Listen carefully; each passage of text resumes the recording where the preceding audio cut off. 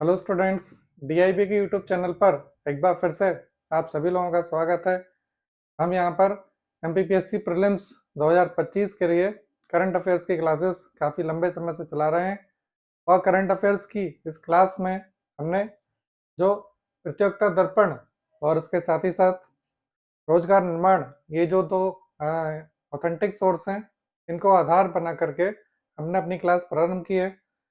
प्रतियोगिता दर्पण की जो जनवरी की हम मैगजीन पढ़ रहे हैं, उसका आज ये लास्ट लेक्चर है और इस लेक्चर में स्पोर्ट्स के बारे में हम पढ़ेंगे। यानी नवंबर माह में जितने भी स्पोर्ट्स के इवेंट्स हुए हैं, हम वो सारी घटनाएं यहाँ पर देखेंगे। इसके पहले के जो लेक्चर्स आप लोगों ने नहीं देखे हैं, आप यूट्यूब चैनल पर जाकर के प्लेलिस्ट बनी हुई है करंट अफेयर्स के नाम से, वहाँ से जाकर के देख सकते हैं।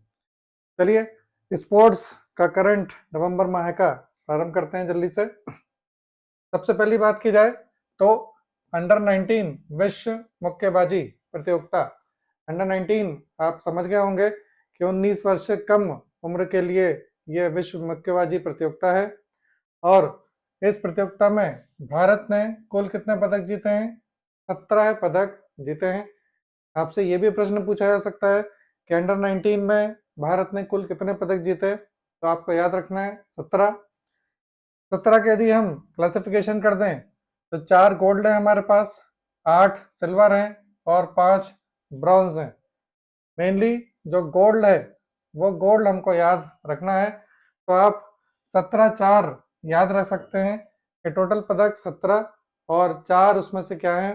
गोल्ड है। ये बहुत बड़ी बात है। भारत के लिए पहला स्वर्ण पदक पुरुषों में किसने जीता? हेमंत सांगवान। ये नाम याद रखना है आपको, नाम भी पूछ सकते हैं। तो पुरुषों में हेमंत सांगवान और महिलाओं में कौन कौन है? पृथ्वी ग्रेवाल, दूसरा कृष्णा वर्मा और तीसरा वंशिका गोस्वामी। यानी 1+3, एक मेल पुरुष की कैटेगरी में और बाकी के 3 क्या हैं? वो विमेन कैटेगरी में स्वर्ण पदक मिले हैं। पुरुषों में हेमंत सांगवान और विमेन कैटेगरी में पृथ्वी ग्रेवाल, कृष्णा वर्मा और वंशिका गोस्वामी। ये तीनों क्या हैं? ये तीनों महिलाएं प्लस एक पुरुष, टोटल 4 गोल्ड मेडल मिले हैं हमको अंडर 19 विश्व कप मुक्केबाजी में। और ये चारों जो गोल्ड हैं, ये हमको जो 4 गोल्ड मिले हैं, इसमें पुरुषों की कैटेगरी में हेमंत सांगवान, इसके अलावा कृष्णा वर्मा, वंशिका गोस्वामी और साथ ही साथ पृथ्वी, ये 3 फीमेल। ठीक है, तो आपको याद रखना है टोटल 4 पदक, 1+3, टोटल पदक 17। प्रतियोगिता का नाम अंडर 19 वर्ल्ड बॉक्सिंग। चलिए नेक्स्ट, भारत के पेशेवर मुक्केबाज मनदीप जांगड़ा, केमैन आइलैंड में एक आइलैंड है, उसका नाम क्या है? केमैन आइलैंड है। मुक्केबाज कौन से हैं? मनदीप जांगड़ा। ये है मिस्टर मनदीप जांगड़ा और ये पेशेवर मुक्केबाजी है। ठीक है, क्या है? पेशेवर मुक्केबाजी। देखिए, पेशेवर जो मुक्केबाजी होती है वो अमेच्योर मुक्केबाजी से कैसी होती है? अलग होती है और यहाँ पे थोड़े से नियम भी अलग होते हैं। इसमें राउंड्स भी ज़्यादा होते हैं। नॉर्मली जो अमेच्योर बॉक्सिंग होती है उसमें 3 राउंड हो जाते हैं, लेकिन यहाँ 12-12 राउंड तक चलते हैं। यहाँ खिलाड़ियों को चोट लगने की संभावना ज़्यादा होती है और ये किसी एक प्राइज या एक पर्स के लिए लड़ते हैं ये। ठीक है, तो पेशेवर मुक्केबाज कौन? मनदीप जांगड़ा। इन्होंने केमन आइलैंड में 5 नवंबर 2024 को ब्रिटेन के मुक्केबाज कौन से? कॉनोर मैकिंटोश को हराकर विश्व मुक्केबाजी महासंघ यानी WAF, यह विश्व मुक्केबाजी महासंघ है, का सुपर फेदरवेट विश्व खिताब जीतने वाले पहले भारतीय मुक्केबाज। तो वर्ल्ड बॉक्सिंग फेडरेशन, विश्व मुक्केबाजी महासंघ, ये एक ऑर्गेनाइजेशन है और इस ऑर्गेनाइजेशन का एक खिताब होता है। कौन सा है? Super featherweight. देखिए, सुपर फेदरवेट एक वजन की कैटेगरी है। बॉक्सिंग में हमेशा वेट से ही होता है, तो जो सुपर फेदरवेट है ये पेशेवर मुक्केबाजी में 59 केजी का क्लास होता है, यानी 51 केजी के जो लोग रहते हैं क्या कहलाते हैं, सुपर फेदरवेट की कैटेगरी में आते हैं। तो सुपर फेदरवेट का जो वर्ल्ड टाइटल है ये पहली बार किसी भारतीय ने जीता है, और वो बॉक्सर कौन से हैं, प्रोफेशनल बॉक्सर हैं मनदीप चांगड़ा। इन्होंने किसको हराया, कॉनर मैकेंटिश को। कहाँ के हैं वो, ब्रिटेन के। तो ध्यान रखिएगा सुपर फेदरवेट ये काफी महत्वपूर्ण है। नेक्स्ट, भारत के स्टार क्यू खिलाड़ी पंकज अडवाणी ने 9 नवंबर 2024 को दोहा, दोहा यानी कतर की राजधानी दोहा है, दोहा में IBSF विश्व billiards championship, IBSF international billiards and snooker federation, IBSF विश्व बिलियर्ड्स चैंपियनशिप का खिताब फाइनल में इंग्लैंड के रॉबर्ट हॉल को 4-2 से हराकर लगातार 7वीं बार जीता। यानी ये एक बहुत बड़ा रिकॉर्ड है, लगातार 7वीं बार जीत लिया, यानी कि 7 साल से पंकज अडवाणी कोई नया नाम नहीं है, बहुत जाने माने भारत के बिलियर्ड्स के खिलाड़ी हैं। 4 क्यू खिलाड़ी, क्यू से मतलब क्या होता है, वो जो बिलियर्ड्स के बॉल होती हैं, ये जो बिलियर्ड्स का टेबल होता है इसमें कई सारी बॉल रहती हैं और एक स्टिक से इनको हम करते हैं तो वो क्यू रहता है। और स्टार क्यू खिलाड़ी भारत के कौन से हैं, वो है पंकज अडवाणी। पंकज अडवाणी बहुत पुराने खिलाड़ी हैं और वर्ल्ड चैंपियन रहे हुए हैं ये, ठीक है। अभी भी लगातार आप देख रहे हैं तो 7वीं बार ये जीत चुके हैं। कौन सी प्रतियोगिता है, IBSF विश्व बिलियर्ड्स चैंपियनशिप। आपसे यहाँ पे प्रश्न पूछा जा सकता है कि इन्होंने कौन सी प्रतियोगिता जीती है, तो आपको प्रतियोगिता का नाम ध्यान रखना है, IBSF वर्ल्ड बिलियर्ड्स चैंपियनशिप 2024। चलिए, भारत दक्षिण अफ्रीका T20 श्रृंखला, और ये क्रिकेट की श्रृंखला है। और T20 से मतलब क्या है, 20-20 ओवर के मैच, जिनको जानकारी नहीं है उनके लिए 20-20 ओवर के क्रिकेट के मैच जैसे IPL में होते हैं, वो श्रृंखला दक्षिण अफ्रीका में ही हुई थी। ये भारत की टीम गई थी और भारत ने ये किससे जीत ली है, 3-1 से ये श्रृंखला जीत ली है। T20 भारत और दक्षिण अफ्रीका के बीच में, और 3-1 से भारत ने जीत ली है। चलिए नेक्स्ट, न्यूजीलैंड के विरुद्ध 3 एक दिवसीय मैचों की महिला श्रृंखला। तो देखिए, ये महिला क्रिकेट की हम बात कर रहे हैं, ये पुरुष क्रिकेट था, अब हम महिला क्रिकेट की बात कर रहे हैं। तो न्यूजीलैंड और भारत के विरुद्ध क्या है, 3 ODI से मतलब वनडे इंटरनेशनल, ये 50-50 ओवर के होते हैं। ये भारत ने 2-1 से जीत ली है। न्यूजीलैंड की टीम भारत आई थी और 2-1 से भारत ने जीत लिया है, यानी 2 मैच भारत ने और 1 मैच न्यूजीलैंड ने जीता। भारत की दीप्ति शर्मा, ये दीप्ति शर्मा है, दीप्ति शर्मा को प्लेयर ऑफ द सीरीज का पुरस्कार दिया गया। कई बार देखिए, नाम से ही पूछने में आ सकता है आपसे, दीप्ति शर्मा पूछ सकते हैं कि आखिर दीप्ति शर्मा कौन है, तो आपको ये ध्यान रखना है दीप्ति शर्मा क्रिकेट की खिलाड़ी हैं। या फिर आपको ये भी पूछा जा सकता है कि भारत और न्यूजीलैंड का जो ODI श्रृंखला हुई थी उसमें मैन ऑफ द सीरीज या प्लेयर ऑफ द सीरीज का खिताब किसको मिला, तो आपको ध्यान रखना है किसको, दीप्ति शर्मा को। भारत और न्यूजीलैंड के बीच में ये ODI श्रृंखला है। Bharat New Zealand test cricket. अब ये जो टेस्ट होता है, ये जिनको नहीं जानकारी है बता देते हैं, 5 days, यानी ये 5 दिवस का होता है, अधिकतम 5 दिवस का, और उसमें हर एक जो टीम होती है उसको 2-2 इनिंग खेलने का मौका मिलता है। तो ये टेस्ट श्रृंखला कहलाती है। तो 12 वर्ष पश्चात घरेलू धरती पर भारत ने टेस्ट श्रृंखला 0-3 से हारी, यानी यहाँ हम न्यूजीलैंड से घरेलू धरती, यानी कि न्यूजीलैंड की टीम भारत के दौरे पर आई और टेस्ट श्रृंखला थी 3 मैच की और तीनों ही मैच हम बुरी तरह से हारे हैं। इस श्रृंखला के पहले बेंगलुरु टेस्ट में, यानी जो पहला टेस्ट मैच हुआ था वो कहाँ हुआ था, बेंगलुरु में, उसी की बात कर रहे हैं। भारतीय टीम अपनी पहली पारी में 46 रन ही बना सकी, यानी ये बहुत कम स्कोर है। और ये घरेलू धरती पर भारतीय टीम का कैसा स्कोर है, न्यूनतम टेस्ट स्कोर है। तो ये आपको ध्यान रखना है। यदि आपसे ये पूछा जा सकता है घरेलू धरती पर भारतीय टीम का न्यूनतम टेस्ट स्कोर, टेस्ट स्कोर से मतलब टेस्ट मैच में बनाया हुआ स्कोर, तो वो कितना है, 46 रन है। देखिए न्यूनतम स्कोर वनडे का अलग हो सकता है, T20 का अलग हो सकता है। ये बात कर रहे हैं हम न्यूनतम टेस्ट मैच के स्कोर की, और वो भी कहाँ पर, घरेलू धरती पर, यानी भारत की जो पिच है उस पर भारत की टीम ने टेस्ट मैच में सबसे कम स्कोर किया है, 46 रन। किसके विरुद्ध, न्यूजीलैंड के विरुद्ध। नेक्स्ट, मकाऊ। मकाऊ एक देश है, आइलैंड है। मकाऊ के तैयब इकराम, यह है श्री तैयब इकराम, ये अंतर्राष्ट्रीय हॉकी महासंघ के अध्यक्ष पुनर्निर्वाचित हो गए हैं। पुनर्निर्वाचित का मतलब क्या होगा, पहले भी यही थे और अब फिर से बना दिए गए हैं। नाम क्या है, तैयब इकराम, अध्यक्ष हैं किसके, अंतर्राष्ट्रीय हॉकी महासंघ के। नेक्स्ट, पुरुषों की सीनियर राष्ट्रीय हॉकी चैंपियनशिप 2024।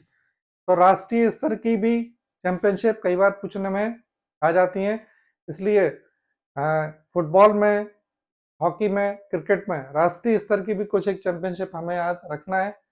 तो सीनियर, जो राष्ट्रीय, सीनियर से मतलब क्या है, 18+। तो सीनियर राष्ट्रीय हॉकी चैंपियनशिप 2024 कौन करवाता है, हॉकी इंडिया। तो हॉकी इंडिया के तत्वाधान में पुरुषों की कौन सा नंबर की है, 14वीं सीनियर राष्ट्रीय हॉकी चैंपियनशिप चेन्नई में 4 से 16 नवंबर तक को संपन्न हुई, और इसका खिताब हरियाणा को फाइनल में हराकर किसने जीता, उड़ीसा ने जीत लिया। तो आपको दो ही चीज याद रखना है, पुरुषों की सीनियर राष्ट्रीय हॉकी चैंपियनशिप 2024 और किसने जीत लिया है, ये जीत लिया है ओडिशा ने। और ओडिशा ने किसको हराया, ओडिशा ने हराया हरियाणा को। प्रतियोगिता का नाम पुरुषों की सीनियर राष्ट्रीय हॉकी चैंपियनशिप। राष्ट्रीय है, इसका मतलब क्या है, हमारे देश के जितने राज्य हैं उन्हीं के बीच में ये प्रतियोगिता होगी। तो ओडिशा ने इसे जीत लिया है हरियाणा को हराकर। चलिए नेक्स्ट, महिलाओं की 8वीं एशियाई hockey championship trophy, champions trophy 2024। ये ज़्यादा महत्वपूर्ण है क्योंकि क्या है, एशियाई ट्रॉफी है, यानी एशिया के जो देश हैं वो इसमें पार्टिसिपेट करेंगे। ये एशियाई चैंपियनशिप है और ज़्यादा इम्पोर्टेंट इसलिए है क्योंकि किसकी है, महिलाओं की है। ठीक है, तो 2024 की महिलाओं की एशियाई चैंपियनशिप ट्रॉफी किसकी, हॉकी, कहाँ पर संपन्न हुई, बिहार में 20 नवंबर, ठीक, 2011 नवंबर से 20 नवंबर के बीच में आयोजित हुई। आपको बस इतना ध्यान रखना है कि बिहार में आयोजित हुई थी, यानी भारत में ही आयोजित हुई थी महिलाओं की एशियन चैंपियनशिप ट्रॉफी हॉकी की। तो किसने जीता, भारत फाइनल में चीन को हराकर तीसरी बार विजेता बना, यानी भारत विजेता रहा है इसमें। फाइनल में किसको हराया है, चीन को। कई बार ऐसे भी पूछते हैं कि जो महिलाओं की 8वीं एशियन चैंपियनशिप ट्रॉफी है हॉकी की, उसमें भारत ने किसको हराया। तो आपको दोनों टीमें याद रखनी है। तो भारत ने चीन को हराया और तीसरी बार विजेता बन गया। ठीक है, टूर्नामेंट में सर्वाधिक गोल करने वाली दीपिका सहरावत, यह है दीपिका सहरावत। तो दीपिका सहरावत को टूर्नामेंट की सर्वश्रेष्ठ खिलाड़ी घोषित किया गया। तो यदि आपसे पूछा जा सकता है कि जो एशियन चैंपियनशिप ट्रॉफी थी उसमें बेस्ट प्लेयर कौन रहा, तो ध्यान रखिएगा दीपिका सहरावत। आपसे अकेला दीपिका सहरावत का नाम बता करके भी पूछा जा सकता है कि आखिर दीपिका सहरावत किस खेल से संबंधित हैं। तो ध्यान रखना है आपको, महिला हॉकी से ये संबंधित है, दीपिका सहरावत बेस्ट प्लेयर। चलिए, राफेल नडाल का पेशेवर टेनिस से संन्यास। ठीक है, टेनिस मतलब लॉन टेनिस। ये राफेल नडाल हैं। राफेल नडाल काफी जाने माने खिलाड़ी रहे हैं, नंबर 1 प्लेयर रहे हैं। 209 सप्ताह तक विश्व के नंबर 1 खिलाड़ी रहे, यानी राफेल नडाल नंबर 1 लगातार 209 सप्ताह तक रहे हैं। कहाँ के हैं? स्पेन के दिग्गज टेनिस खिलाड़ी राफेल नडाल ने पेशेवर टेनिस से नवंबर 2024 में संन्यास ले लिया। अंतिम मैच कब खेला इन्होंने? 19 नवंबर 2024 को, और इस समय डेविस कप चल रहा था। ठीक है, डेविस कप लॉन टेनिस का सबसे बड़ा कप माना जाता है। तो ये 19 नवंबर को नडाल का मैच हुआ था, उसमें ये हार भी गए थे और उन्होंने घोषणा कर दी थी अपने संन्यास की। आपसे पूछ सकते हैं, और ये स्पेन के हैं राफेल नडाल। और नडाल एक्चुअली जो क्ले कोर्ट है, क्ले कोर्ट, इसके किंग माने जाते हैं, क्ले कोर्ट किंग। कौन? Rafael Nadal. एक्चुअली जो कोर्ट होता है जिस पर लॉन टेनिस खेला जाता है, वो कोर्ट 2 टाइप से होता है। एक तो होता है ग्रास कोर्ट, यानी कि छोटी छोटी घास रहती है उस पर, वो ग्रास कोर्ट कहलाता है। जैसे विंबलडन का जो मैच होता है वो किस पर होता है? वो ग्रास कोर्ट पर ही होता है। ग्रास कोर्ट के जो किंग थे वो थे रॉजर फेडरर। और जो राफेल नडाल है, जैसे फ्रेंच ओपन होता है, वो किस पर होता है? वो क्ले, लाल रंग की क्ले होती है, यानी बजरी आप मान के चलिए। तो नडाल क्ले कोर्ट के किंग जाने जाते थे, राफेल नडाल। अब इन्होंने क्या कर लिया है? इन्होंने संन्यास ले लिया है टेनिस से। नेक्स्ट, खेलों में आजीवन उपलब्धियों के लिए, यानी लाइफ टाइम अचीवमेंट उपलब्धियों के लिए दिया जाने वाला मेजर ध्यानचंद खेल रत्न पुरस्कार के स्थान पर अब क्या दिया जाएगा? अर्जुन पुरस्कार लाइफ टाइम प्रारंभ करने की घोषणा युवा कार्यक्रम एवं खेल मंत्रालय द्वारा की गई है। यानी पहले लाइफ टाइम अचीवमेंट, खेलों में जीवन पर्यंत योगदान के लिए जो पुरस्कार दिया जाता था वो था ध्यानचंद खेल रत्न पुरस्कार। अब उसके स्थान पर कौन सा पुरस्कार दिया जाएगा? अब दिया जाएगा अर्जुन पुरस्कार लाइफ टाइम के लिए। ठीक है, तो नाम क्या रहेगा पुरस्कार का? अर्जुन पुरस्कार लाइफ टाइम, क्योंकि अर्जुन पुरस्कार और भी कैटेगरी में दिया जाता है। तो ध्यानचंद के स्थान पर अब अर्जुन पुरस्कार देने की घोषणा खेल मंत्रालय के द्वारा कर दी गई है। नेक्स्ट, अंतर्राष्ट्रीय हॉकी महासंघ के वर्ष 2024 के स्टार पुरस्कार। और अंतर्राष्ट्रीय हॉकी महासंघ या कोई भी जो उस प्रकार का महासंघ जब पुरस्कार देता है तो उसमें हमको पुरुष वर्ग और महिला वर्ग, इन दोनों में सर्वश्रेष्ठ खिलाड़ी याद रखने की जरूरत पड़ती है। पुरुष वर्ग का सर्वश्रेष्ठ खिलाड़ी याद रख लीजिए और महिला वर्ग का सर्वश्रेष्ठ खिलाड़ी याद रख लीजिए। अंतर्राष्ट्रीय स्तर का पुरस्कार है, इसलिए महत्वपूर्ण है। और उसमें भी यदि किसी भारतीय खिलाड़ी को मिल जाता है तो ये ज़्यादा महत्वपूर्ण हो जाता है। और इसलिए ये न्यूज़ आपको बताई जा रही है क्योंकि पुरुषों की हॉकी टीम के कप्तान हरमनप्रीत सिंह, इनको सर्वश्रेष्ठ पुरुष खिलाड़ी का पुरस्कार मिल गया है अंतर्राष्ट्रीय हॉकी महासंघ का 2024 के लिए। ये हरमनप्रीत सिंह हैं और भारत की जो पुरुष वर्ग की हॉकी टीम है उसके ये कप्तान है। इनको सर्वश्रेष्ठ पुरुष खिलाड़ी का 2024 का पुरस्कार हॉकी के लिए अंतर्राष्ट्रीय हॉकी महासंघ द्वारा दिया गया। यहाँ थोड़ा सा मैं एक बात और आपको बता देता हूँ। हरमनप्रीत सिंह ये भारतीय हॉकी टीम के कप्तान है। एक नाम इससे और मिलता जुलता है और वो नाम है हरमनप्रीत कौर।